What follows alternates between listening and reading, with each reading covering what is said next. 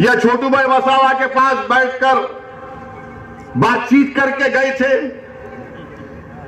ये तो मोदी अमित शाह से पहले से मिले हुए थे।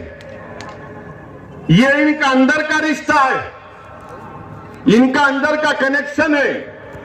कांग्रेस और बीजेपी ऐसा है ना कि 3G से 4G ये दोनों उतना ही है, ये कभी अलग नहीं हो सकते। याद रखो आप मेरी बात को। गुजरात की जनता को आज एक विकल्प की जरूरत है। उस विकल्प और जो एक पॉलिटिकल वैक्यूम है, उस पॉलिटिकल वैक्यूम को हम पूरा करना चाहते हैं।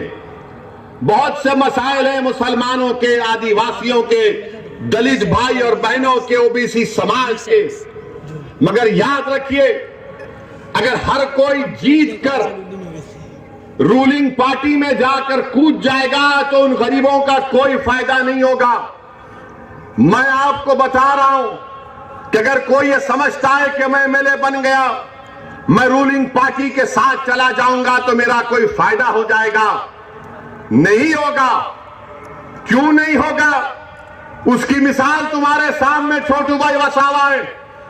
7 बार के एमएलए, कई बार इनको एनकाउंटर करने का ऑर्डर निकला, जेल की सलाखों में डाला गया, मगर मैं फिर से आदिवासियों को सलाम करता हूं कि उन्होंने दीवार की तरह, एक शीश पिलाई हुई दीवार की तरह अपने लीडर का साथ नहीं छोड़ा और कहा कि सत्ता की जरूरत नहीं है।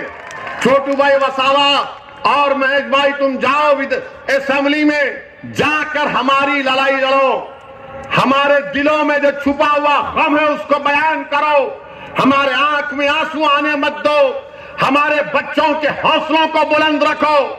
तुम लड़ाई लड़ो, जीत हार तो ऊपर वाला तय करेगा, मगर मर्दानगी वो है जो इख्तिदार के सामने खड़े होकर उनकी आंख में डाल कर कहे कि नरेंद्र मोदी, तुम्हारा CAA का कानून, तुम्हारा ट्रिपल तलाक का कानून, तुम्हारा UAPA का कानून ये संविधान के खिलाफ है।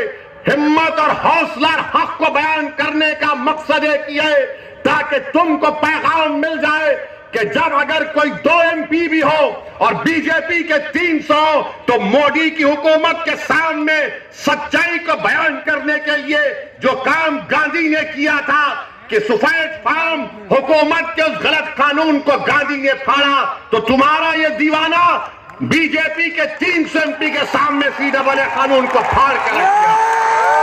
ये काम करना है, मिनिस्टर बनना, गाड़ी पर टाई टाई लाल लाइट आ जाना, ये हमारा मकसद नहीं है। 70 साल से इन्हीं लोगों ने हमको धोखा दिया। तुम्हारा वोट लिया, दिल्ली गए, तुमको धोखा दिया, तुम्हारा वोट लिया, गुजरात की विधानसभा में गए, 2002 का फसाद हुआ तो गूंगे बनकर बैठे रहे। इसीलिए मेरे अजीज दोस्तों और बुजुर्गों, मेरी इज्जतदार मां और बहनों, इत्तेहाद को पैदा करिए। हां, इस बात को तैयार हो जाइए कि मेरे आज और छोटू भाई वसावा साहब के हमारे इस जलसे के बाद कल से तमाम के तमाम ये जितने दल्ले हैं, ये जितने चमचे हैं, ये जितना मुर्दार का इंसान का गोश्त खाने वाले गीबत शुरू करेंगे। तो देखो वो भड़काऊ भाषण दिया था, वो ऐसा बोला था। अरे याद रखो, मेरी तकरीर में एक पॉइंट भी कोई संविधान के खिलाफ नहीं है, ना है ना रहेगा। मैं थोड़ा बहुत कानून जानता हूं और कानून का लिहाज करना ये मेरी जिम्मेदारी है। कानून की इज्जत करना ये हम तमाम की जिम्मेदारी है। और वही कानून हमसे कहता है कि जब तुम आवाम के दरमियान में जाओ तो सच्चाई को बयान करो, अल्फाज को चाप कर बयान मत करो। ये हमसे नहीं हो सकता, ना कभी हुआ है ना कभी होगा इंशाअल्लाह ताला। अहम बात जो आपके सामने रखना चाहूंगा मेरे अजीज दोस्तों और बुजुर्गों, मजलिस के ताल्लुक से हम बिहार का इलेक्शन लड़े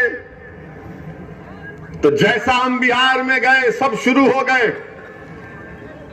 बैंड बाजा पार्टी शुरू हो गई कि देखो ओवैसी आया है, मजलिस आई है और मजलिस वोट काटेगी। हम 20 कैंडिडेट लड़े, 20 में 5 हमारे कामयाब हुए। और कहां से कामयाब हुए बिहार में? सीमांचल की सरजमीन से। बिहार में सबसे पसमानदा इलाका, बल्कि पूरे भारत का अगर कोई पसमानदा इलाका है तो सीमांचल का इलाका है।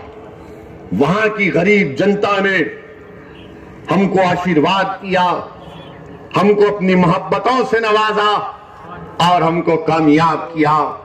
जब मजलिस के मुखालिफ लोग सीमांचल में मजलिस के खिलाफ पैगाम और मुहिम चला रहे थे तो वहां पर हमारी मां और बहनों से मुलाकात की और कहा उन मुखालिफिन ने कि मां तू किसको वोट देगी?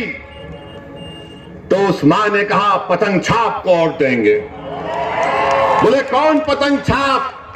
तो उस मां ने कहा जिसके सर पे गोल टोपी है उसको वोट देंगे। तो उन मुखालिफिन ने कहा अरे वो तो सत्ता में नहीं आएगा। तो उस मां ने कहा सुनो इस बात को, उसीलिए तो उसको वोट दे रहे हो, उसको सत्ता से मोहब्बत नहीं, उसको इंसाफ के लिए लड़ना है, उसको ये काम आपको करना है। आपने सबको मिनिस्टर बनाया, मंत्री बनाया,